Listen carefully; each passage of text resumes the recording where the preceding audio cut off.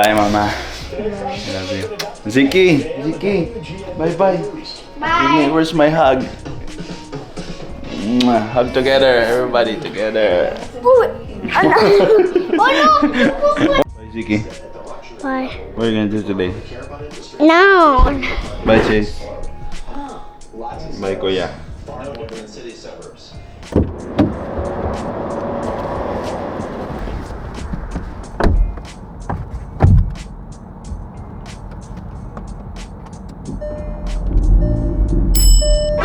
What is up mga kababayan? Panibagong araw, panibagong adventures na naman. Grabe, ang lakas ng energy kahit papasok tayo sa trabaho ngayon.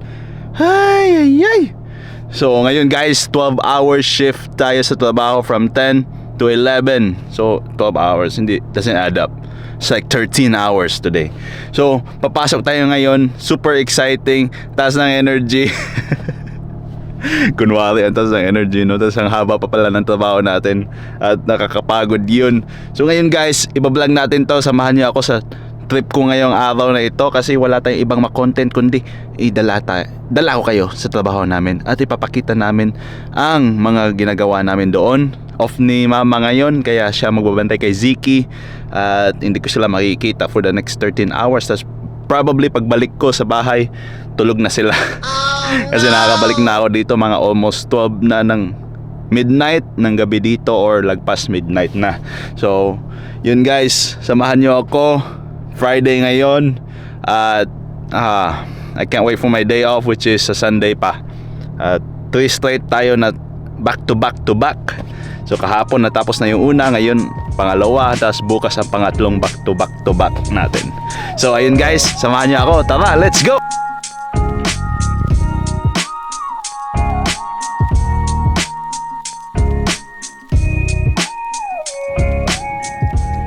Kababayan, dito na tayo. Papasok na tayo.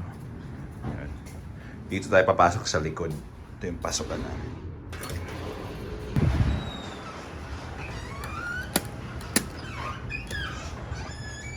So mga kababayan, dito na nga tayo sa trabaho ngayon, no? You know, tayo nagbubukas dito. Yun. Ito yung dining area namin. Yun, yung bar. Mas madami pa yung mga mesa dyan. So yun, primary goal lang natin dito magbukas ngayon alas 10 na ng umaga at kailangan na nating bilisan kasi alas 11 magbubukas na kami at hanggang tuloy-tuloy na yan hanggang alas 11 na din ng gabi hanggang closing time na. So yun guys, samahan nyo ako, babanyo muna ako dito kasi tagal-tagal pa, mahaba-haba pa yung araw natin, no? At yun na nga mga kababayan, pagdating namin sa trabaho, magsiset up na kaagad kami sa line ng aming station. Dito namin sinisimulan yung araw namin, pinupuno namin yung naubos na mga ingredients kinagabihan. At ito mostly ang trabaho ng mga openers. Isi-set up lang namin, i-ready namin yung mga kailangan namin sa araw na ito kasi mahabang shift, 13-hour shift ito. At primary goal namin as openers is mapuno, ready na lahat ang mga gagamitin sa buong araw. At yun, relax lang, chill lang. Coffee muna guys. For the storm. Before working. Gracias, Emelia.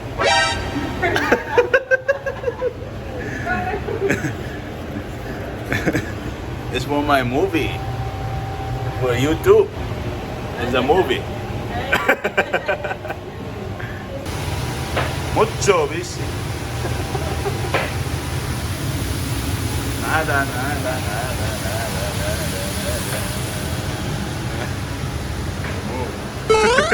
Hey. Gracias. Enemy spotted. At ayun guys, nandito na nga tayo sa paborito nating lugar. Dito sa cooler. Kasi napakalamig nito. Ay, sarap. Ang init dun sa kitchen. Dito malamig. Puput away tayo ng mga boxes eh. So, kasi ang dami delivery day to day kaya put away tayo. Dito pala sa Amerika mga kababayan, hindi madali ang buhay dito. Akala nyo lang madali, pero hindi. At yun nga, nagpo-put away na nga tayo dito. Mabilis ang put away kasi kailangan na nating bilisan kasi delayed na tayo sa oras natin dito. Tara! Ayun na guys, tapos na tayong magpit dito. Organized na dito. Cheese natin dyan. Veggies. Ito mga burgers. Dami kami nabibentang burgers. Saka yun, mga chicken wings. Mga sauces namin. Yun. Ready na para magbenta ngayong weekend. Friday, Saturday, Sunday, busy itong lugar na to. At kailangan natin ibenta lahat to. Kung hindi, lago tayo sa boss natin.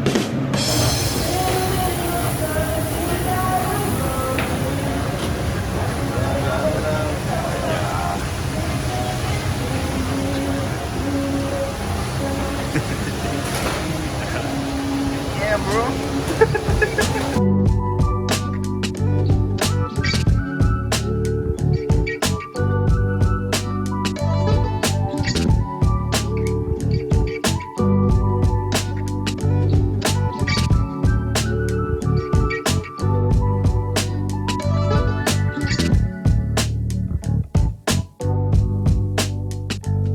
Kakatapos lang pala ng morning service guys, no? Medyo slow ngayon, medyo mabagal yung business ngayon. Wala masyadong orders, kaya petex lang tayo, relax.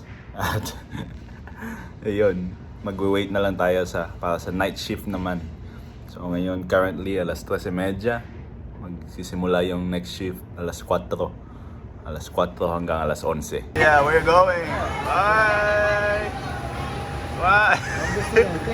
Bye, Alex. Bye. Where you going, man? Kung pagod ka mga katopa, no? Dito yung opisina namin. Dito kami umuupo kapag pagod na kami. Sa mga nagtatanong dyan, no, if worth it pa ba maging isang kusinero dito sa Amerika, is ang masasagot ko lang dyan is nakadepende yan sa experience mo at kung paano ka dumiskarte, no? So starting salary based hourly pala, kung normal, kung baguhan ka na cook, is around $18 to $20 ang starting per hour. Yun, $18 to $20 per hour sa market ngayon dito sa Illinois. Sa Illinois yun, ewan ko lang sa ibang state. Tapos dahil meron na nga tayong madaming experience, no, dito sa pagluluto, mga 10 years na ba, almost 10 years na mahigit na nagluluto, no.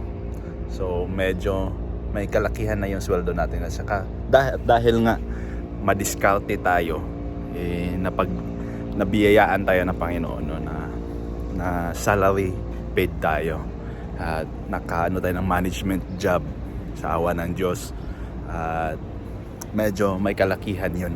So as a kitchen manager, yung range ng salary ko is nagbabase sa ko din, sa experience. So binabayaran ako around $60,000 to $80,000 a year. So per year yan, pero bago yun kaltasan ng tax. So kaltasan ng tax yun, masakit sa bulsa, but yun yung realidad, no. So ang goal natin is hindi pa may stuck sa posisyon na ito. So we're gonna keep more, climbing up higher. Sana maging isang executive chef na tayo, or kung hindi man, maging restaurateur or restaurant owner din in the future, no?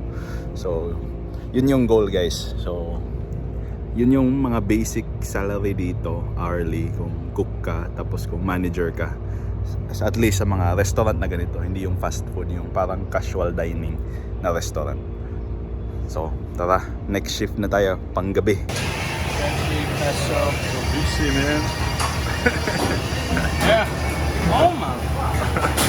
My guy right here. Gets bigger and bigger. Good job guys, good job, my friend. Too many. Ganito nga pala ang rush hour guys sa trabaho namin. Ito sa mga oras na ito is gabi na, mga 6 PM na ng gabi. Ganito ka-busy yung restaurant namin kapag weekends naman. At yun, grabe ang action, di ba? Action packed, action jam. Yun, may 5 cooks tayo diyan. Ako sa bintana sa labas, nagma-manage ng mga in and out ng mga pagkain, at saka nagme-maintain ng quality control. Kasi yun yung primary job ko kapag panggabi. At lalo na pag busy yung mga trabaho namin. Kagaya nito, sa araw ng Biyernes at Sabado, ganyan yung action namin. Minsan, merong mga slow days, pero minsan meron din ganitong mga araw na grabe, super busy sa trabaho. 3 estasyon yan. Merong grill station, merong fry station, at merong salad station yan. Ngayon mga kababayan, ganyan yung dito, racket namin dito sa Amerika. Napaka-busy tingnan nyo naman. Mga around, yata yan, 500 covers a night. Grabe dami. Ganun kadaming mesa, ganun kadaming customer na pumupunta sa restaurant namin pag araw ng Biyernes, Sabado. Yun lang yung araw na napaka-busy kami.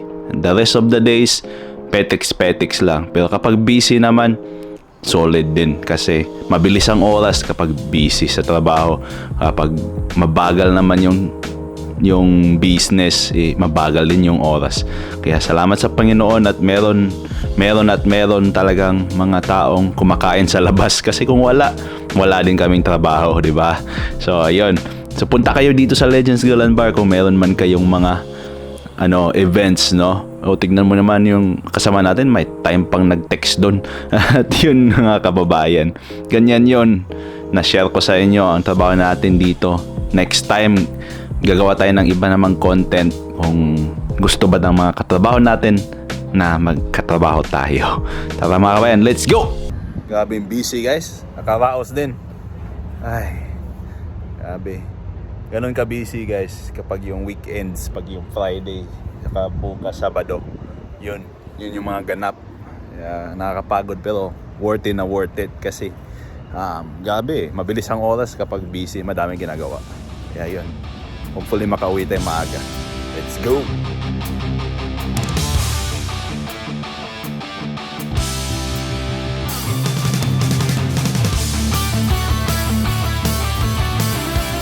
At yun mga kababayan, tapos na nga tayo sa trabaho natin ngayon, no? Tapos na tayo sa 13-hour shift natin. Mag-alas 12 na ng gabi. Uwi na tayo kasi namimiss ko na yung pamilya ko. Ang tagal, ang haba ng araw guys. Ang busy pa sa yung gabi. So yun yung gabi guys, no? Ang daming tickets, daming covers, daming orders. Kaysa sa umaga mostly preparation lang siya. Tapos onting orders. Tapos paggabi, doon ang action. Madaming action sa gabi. Kaya ngayon, pag Friday, tuloy-tuloy lang ako. Yung all day, 13 hours work. Pati din bukas, Sabado, yun din. Same lang din. At Linggo off natin. I can't wait. Bukas, isa na lang. One more day of 13-hour shift. Tara, uwi na tayo. Naantok na ako. 45 minutes pa yung biyahe natin pa uwi. So, yun na guys, dito ko na tatapusin. Salamat sa pagsama ngayong araw at sana'y natuwa kayo sa munting vlog na ito sa pagsama sa akin sa trabaho.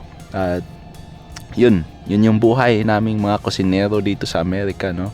May mga advantages, meron ding disadvantages. So, yun guys, pag-usapan pa natin yun sa mga susunod na episode. Kung ano yung advantages, ano din yung disadvantages sa pagiging isang kusinero. So, have a good night. Like, comment, subscribe mga kababayan kasi yun yung nagpapa-boost sa atin. So, salamat. Have a good night. See you later. See you next vlog. Bye!